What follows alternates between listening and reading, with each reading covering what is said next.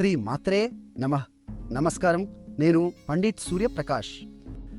ఈరోజు 28 మార్చి 2026 శనివారం నాడు సింహరాశి వారికి ఒక ప్రత్యేకమైన రోజు. ఎందుకంటే ఈరోజు కామద ఏకాదశి, కోరికలను నెరవేర్చే పవిత్ర ఉపవాస దినం ఆరంభమవుతోంది. అదే సమయంలో మీ రాశిలో కేతు గ్రహం, అంటే ఆధ్యాత్మిక విముక్తికి సంబంధించిన గ్రహం, నేరుగా మీ మొదటి భావంలో ఉన్నాడు.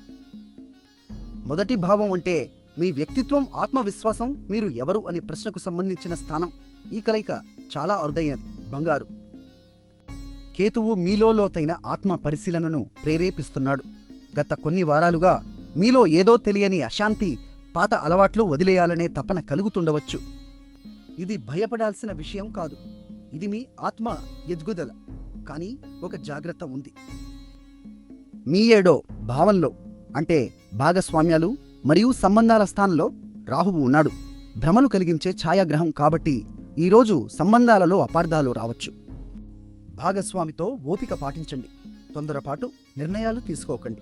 ఈరోజు పుష్యమి నక్షత్రం, పోషణ సంరక్షణకు ప్రసిద్ధమైన నక్షత్రం మీకు అనుకూలంగా ఉంది. నా సలహా ఏమిటంటే, ఈ ఏకాదశి నాడు కనీసం కొన్ని నిమిషాలు ధ్యానం చేయండి. విష్ణు సహస్రనామం వినండి. మీ మనసులో ఉన్న ఒక పాత బాధను విడిచిపెట్టే సంకల్పం తీసుకోండి.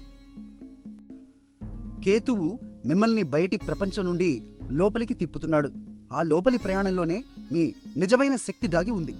శుభం కలుగుగాక.